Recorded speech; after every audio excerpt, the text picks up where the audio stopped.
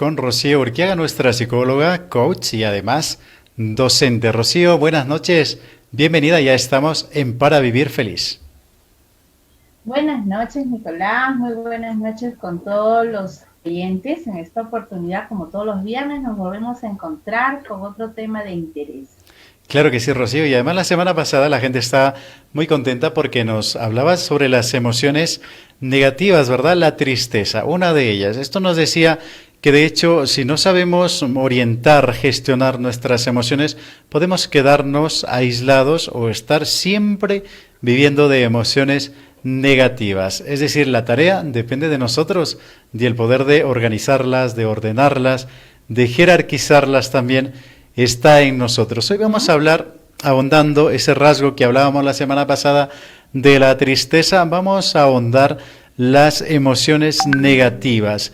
Decíamos que nosotros somos los organizadores, los que clasificamos, aquellos que ordenamos y gestionamos nuestras emociones, que tú nos decías, por cierto, que todas las emociones son buenas, no hay ni buenas ni malas, pero hay algunas que de alguna manera impactan en nuestra forma de relacionarnos con los demás y en el modo de formar nuestra personalidad. ¿Cómo, con qué criterio, Rocío, clasificamos estas emociones que vamos a llamarlas por ahora, hasta salir de esta conversación que tú nos vas a aclarar el concepto, con estas que llamamos negativas? ¿Cuál es el criterio para clasificar las emociones? Y para decir esta es una emoción negativa hay que tener cuidado, hay que llevarla a un plano racional, hay que orientarla bien porque nos puede malograr la vida. Bueno, vamos a ir precisando, ¿no? Que Ujú. hay emociones básicas y hay emociones secundarias, ¿correcto?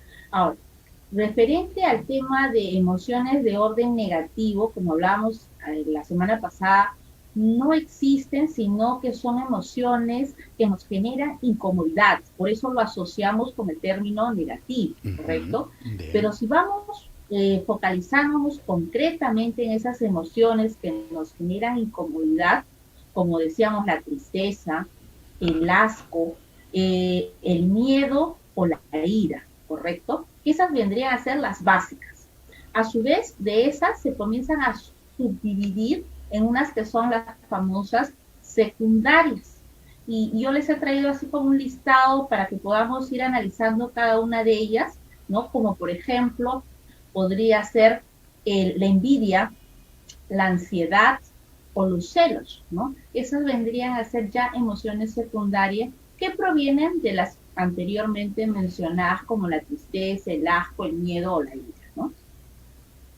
Perfectamente, la envidia y los celos sí, y a veces pueden desestabilizar a una persona y crear un ambiente muy tóxico, Rocío. Has hecho tú la clasificación de aquellas emociones que nosotros llamamos, por una cuestión práctica, negativas. Bernardo Estamateas tiene un libro, Gente Tóxica, que conocerás tú, y él hace una Uh -huh. clasificación de todas estas emociones y dice, pues son muy malas, es decir, nos malogran la vida, porque a veces solemos llenar en nuestro entorno, solemos llenarnos de personas chismosas, intrigantes, celosas, envidiosas, tú que has tocado estos temas, como orgullosas, mediocres también, gente tóxica, ahora que se ha puesto de moda esta palabrita tóxico, tóxica, ¿verdad, Rocío? Yo creo que el origen pues tiene que ver con este argentino, Bernardo Estamateas, que había planteado esto.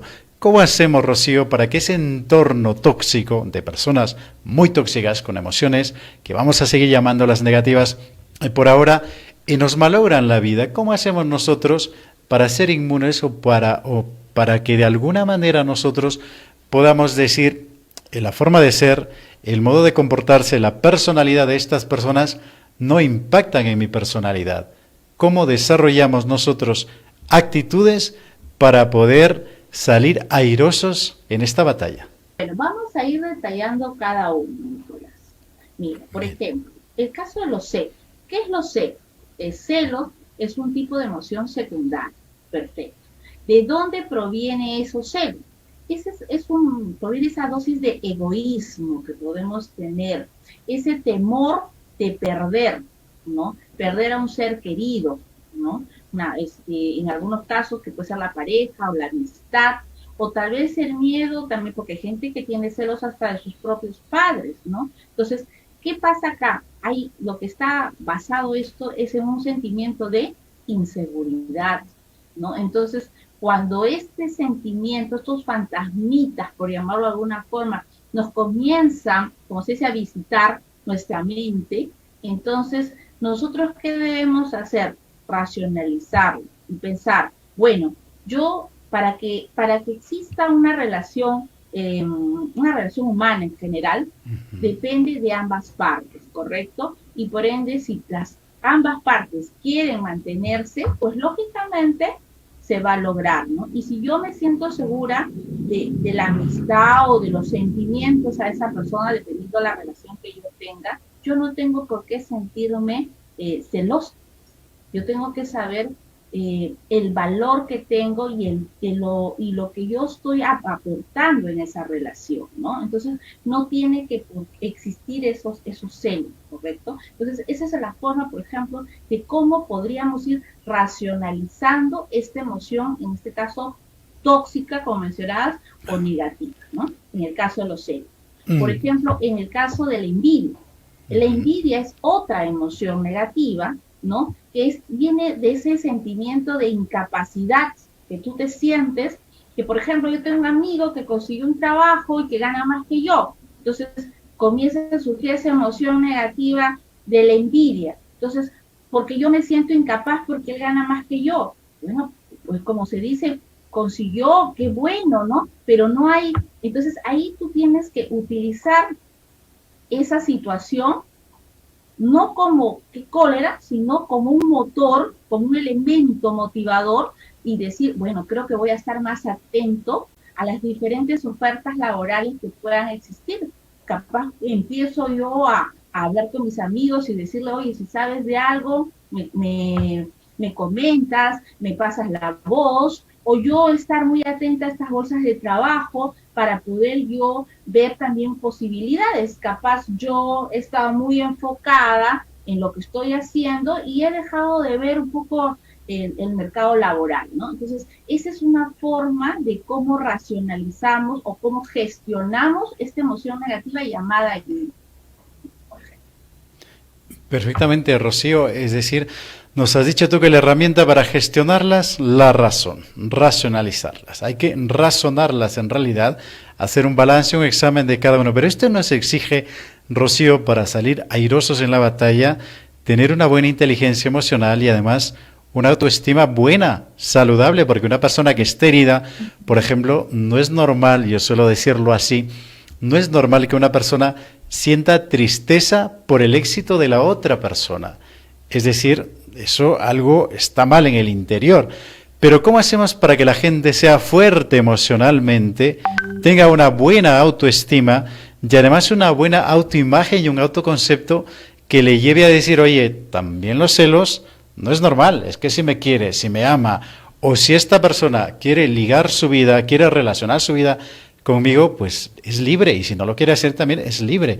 ¿Cómo hacemos, Rocío, para gestionar con la razón, para pasar por ese filtro grande de la razón estas gestiones? Pero la gente tiene que estar fuerte emocionalmente para salir airoso en la batalla, insisto una vez más.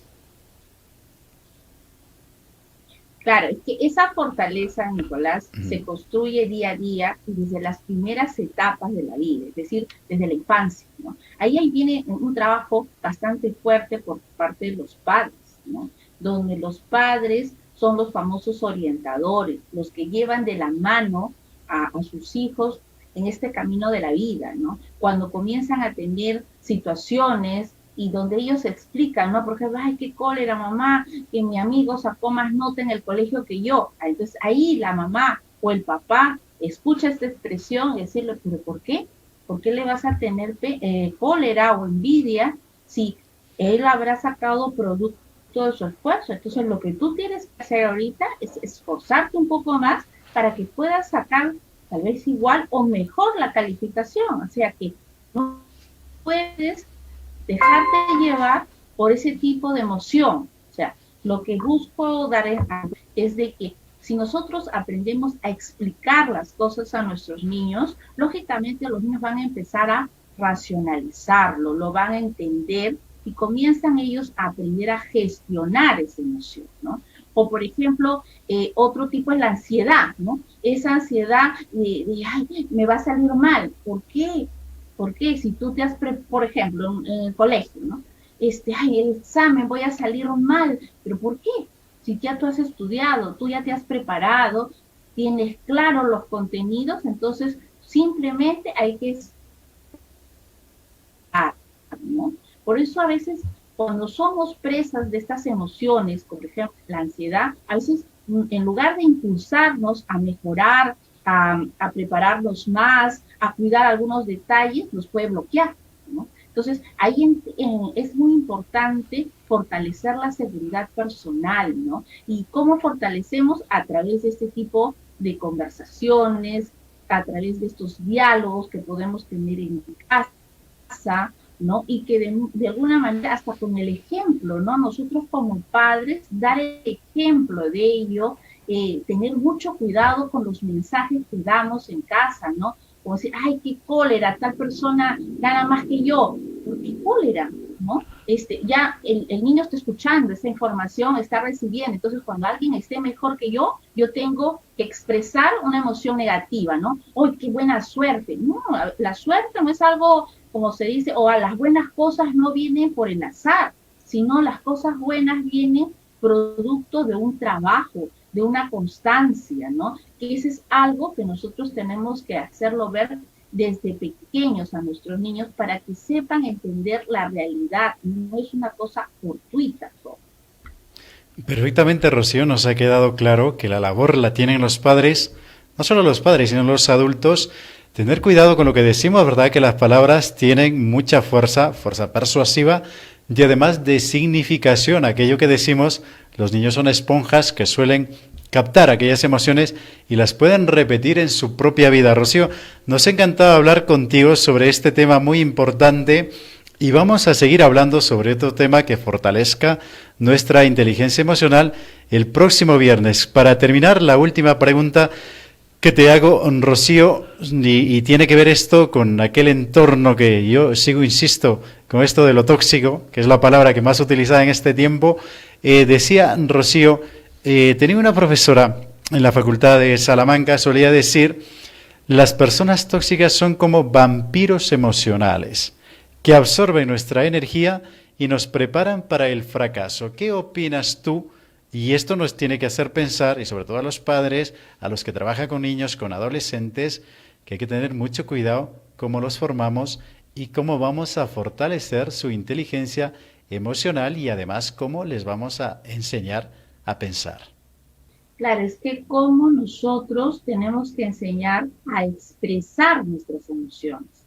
Como decíamos la semana pasada, no hay emociones buenas ni malas, sino es cómo nosotros, eh, entre comillas, disfrutamos o cómo vivimos la emoción, ¿no? Pero aquí tiene que ver mucho, sabemos comunicar, ¿no? Cómo lo sabemos dosificar, ¿no? Por ejemplo, yo puedo, frente a la cólera, descargarlo con las personas de mi entorno. Entonces, si lo que yo debo hacer es, por ejemplo, darme una caminata o tal vez hacer ejercicios de respiración. ¿Tenemos algún problema con el internet de Rocío? ¿No? Rocío, O sea, te escuchamos nosotros un poquito mal, no tenemos, te escuchamos, sí, como vamos se dice, a... a los pequeños enseñar eso. Ya, nunca me enseñaron de niño. Tenemos un problema con Rocío, vamos a agradecerte, Sí, Rocío. Nicolás, ¿me escucha? Sí, tenemos un problema con el internet de tu servidor, pero vamos a dejarlo ahí. Yo creo que hemos llegado ya al final del programa y vamos a agradecerte, como siempre, por fortalecer nuestra inteligencia emocional. Hasta el próximo viernes, Rocío.